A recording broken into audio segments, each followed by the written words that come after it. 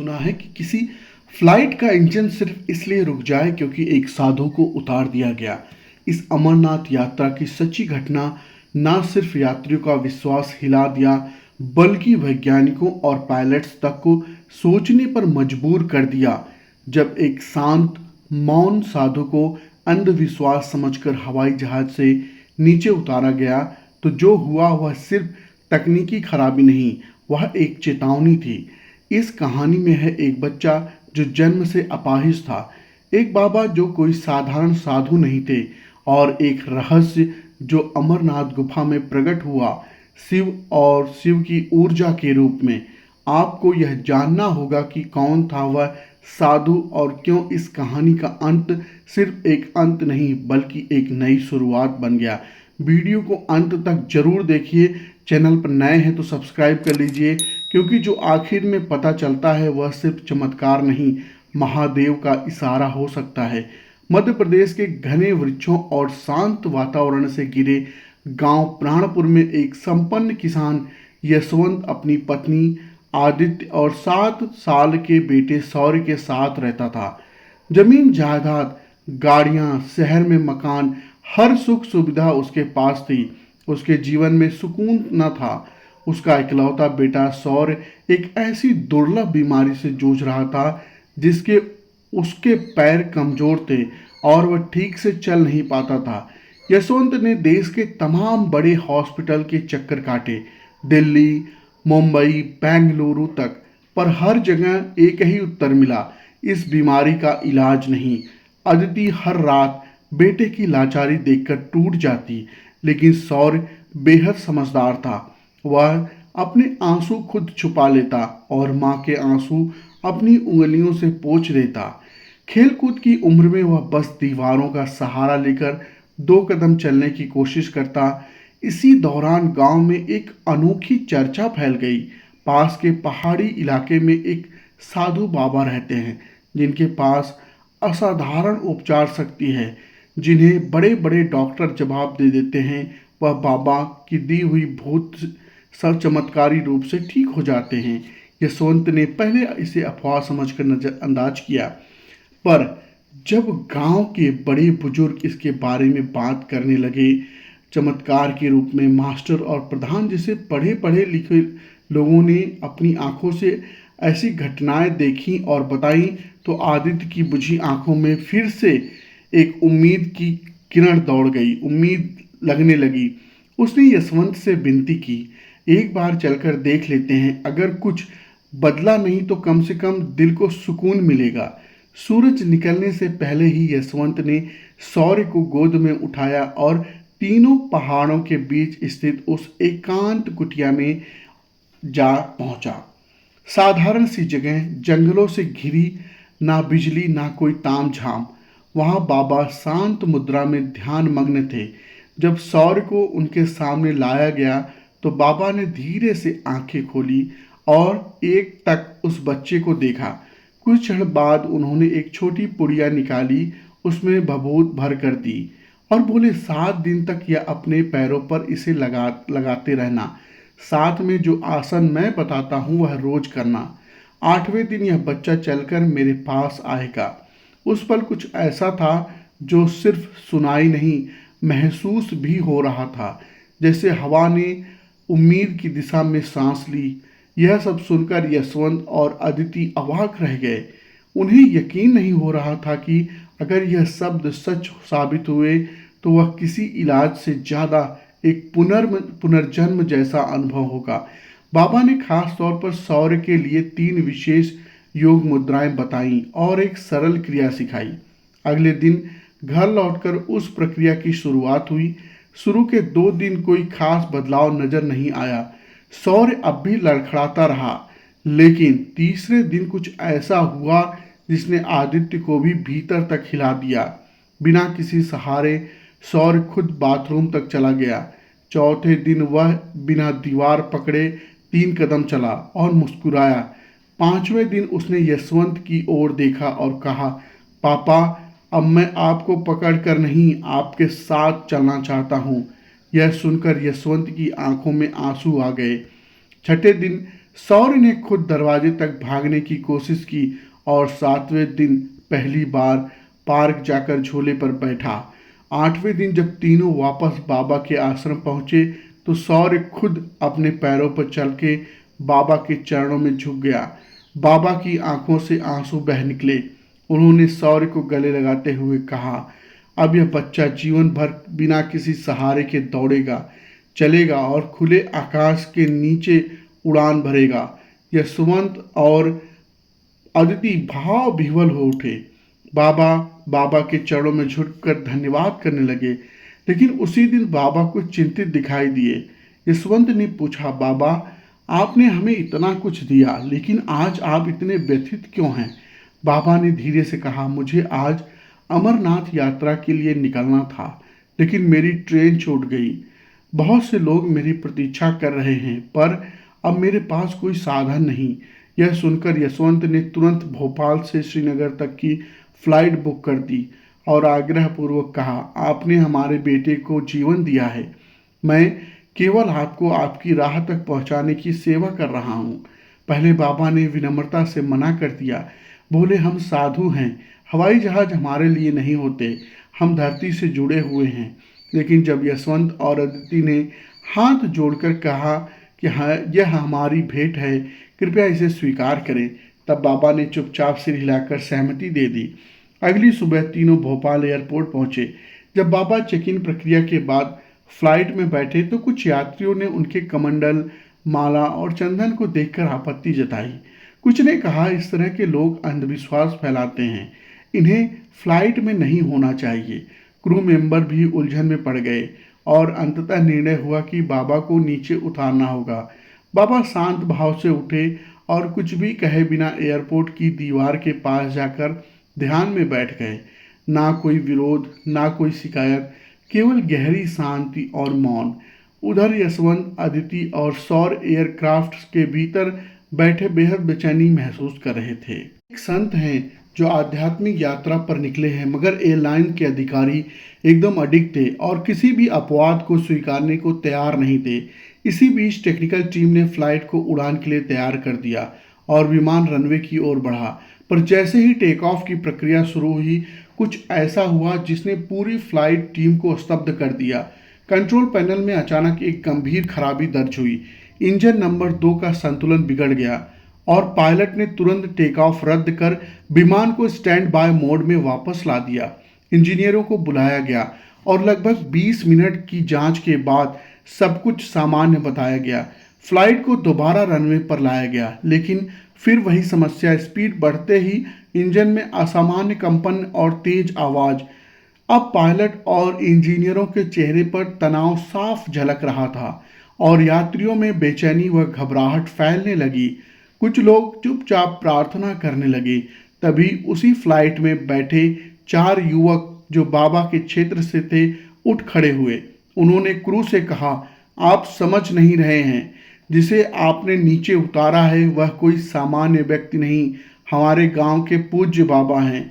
उनकी दी हुई बबूत से न जाने कितने बच्चों ने स्वास्थ्य पाया और उन माताओं को संतान सुख मिला है जो कभी बच्चे की मुंह तक नहीं देख पाती थी, जिनको कभी संतान सुख नहीं मिल सकता था, वर्षों से रहने को मजबूर थी। आपने उन्हें बाहर भेजकर एक बहुत बड़ी भूल की है और शायद यह सब उसी का परिणाम है। क्रू पहले तो हंसा, पर जब तीसरी बार भी टेक ऑफ असफल रहा तो सीनियर पायलट गंभीर हो उठा और बोला, अब शायद हमें इसे नज़रअंदाज नहीं करना चाहिए। उसने अपने एक पुराने मित्र को कॉल किया जो आध्यात्मिक ज्ञान में गहरी रुचि रखता था। उसने एक ही बात कही, अगर एक संत धरती पर शांत भाव से बैठा है और आकाश में उड़ान संभव नहीं हो रही तो मामला सिर्फ तकनीकी नहीं, शायद आध्यात्मिक भी है।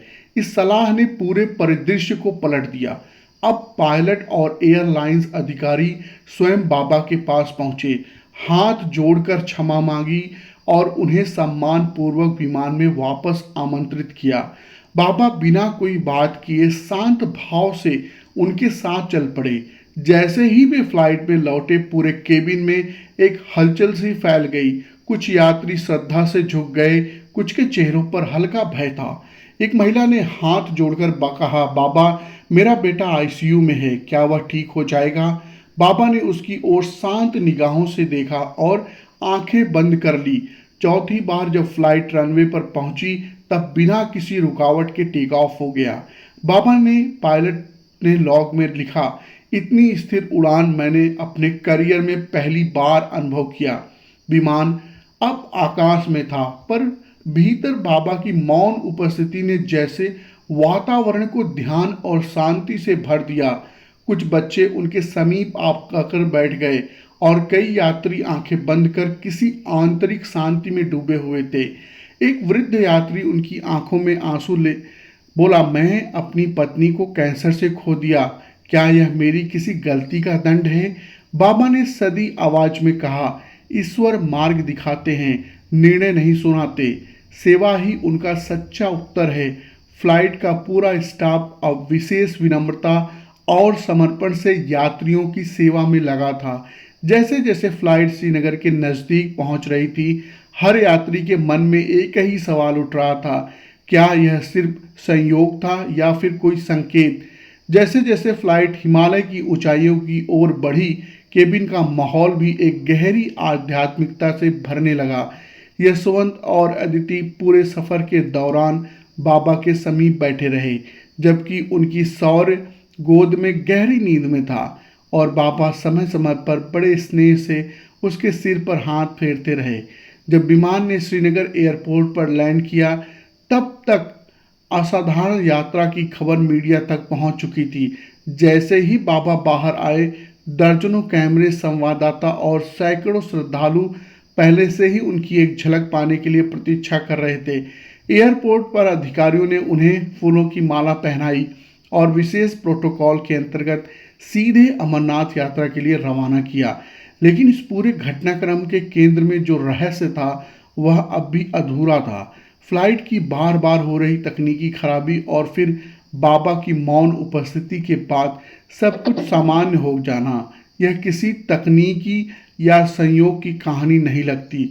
मीडिया ने इसे भले ही इत्तेफाक कहा हो, मगर फ्लाइट में मौजूद यात्रियों ने जो अनुभव किया, वह उनकी आत्मा को कोई और सच्चाई से जोड़ गया। जब बाबा ने अमरनाथ की कठिन यात्रा पैदल शुरू की, तो सैकड़ों लोग उनके पीछे चलते गए। कुछ वे जो उसी फ्लाइट के यात्री थे और कुछ वे जिन्होंने यह कथा सुनकर उनमें आस्था पाई थी। यात्रा के दौरान रास्ते में जहां जहां से बाबा गुजरे, वहां बीमार, लाचार, बुजुर्ग और निराश लोग उनसे मिलने आने लगे। वे किसी से कुछ नहीं पूछते, सिर्फ आंखें मूंद कर कुछ क्षण बैठते और फिर चुपचाप एक भभूत या कोई साधारण सा मंत्र दे देते जो उनके पास आता। लौटते समय उनकी आंखों से आंसू नहीं, उम्मीद बहती थी। उनके पैरों के नीचे की बर्फ पिघलने लगती, हवा जैसे स्थिर हो जाती और पैर तक मानो झुक जाते। यह सब किसी सामान्य यात्रा जैसा नहीं था। उनकी मौन उपस्थिति में श्रद्धालुओं को एक अद्भुत शक्ति का एहसास हो रहा था। बाबा दिन भर मुश्किल से 2 बार फल ग्रहण करते और रात्रि में एकांत में साधना में बैठ जाते। फिर एक दिन अचानक मौसम ने करवट ली, तीव्र बर्फीला तूफान आया और प्रशासन ने सभी यात्रियों को एक अस्थायी टेंट में रोक दिया।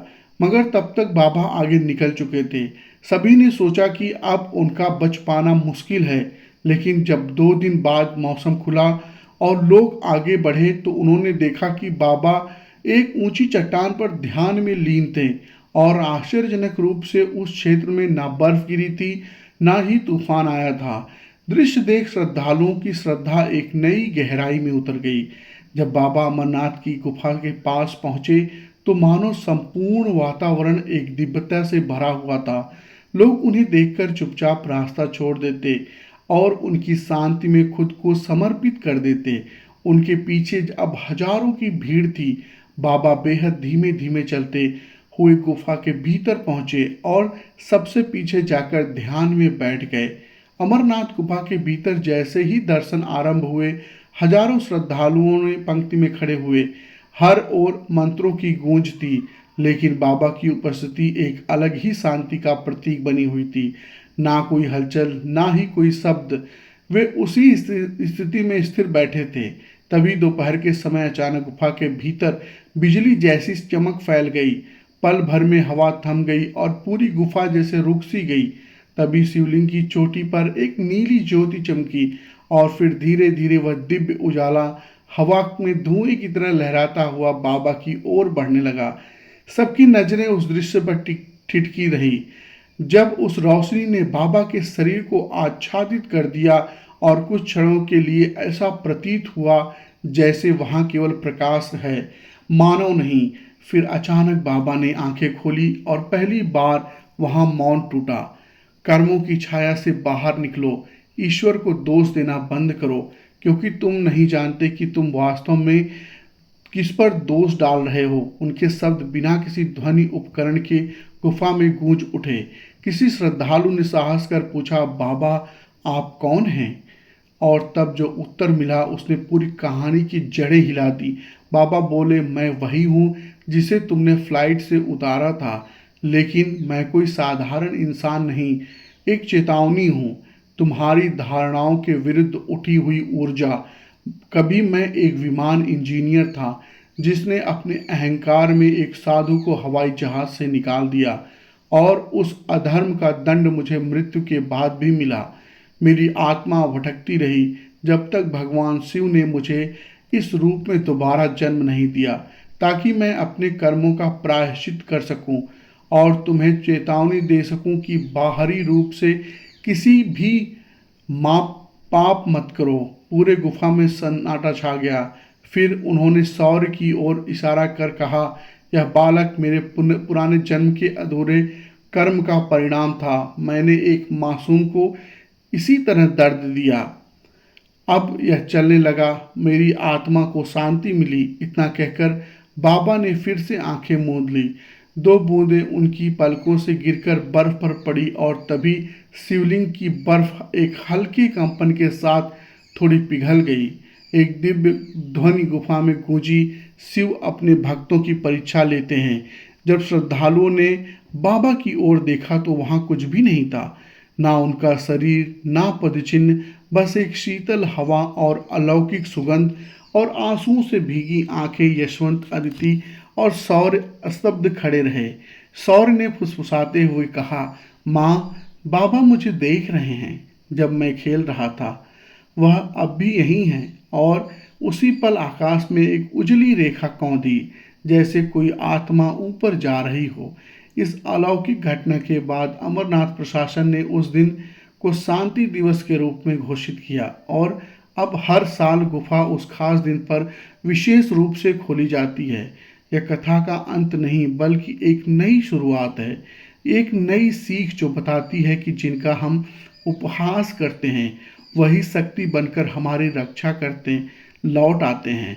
और चमत्कार वही नहीं जो आंखों से दिखे, बल्कि वह जो आत्मा को भीतर से झकझोर दे। इस वीडियो ने आपको भीतर कुछ हिलाया हो, इस कहानी ने अगर आपको सोचने पर मजबूर किया हो, तो उसे यूं ही मत छोड़िए। यह सिर्फ एक शुरुआत है। बहुत बहुत धन्यवाद।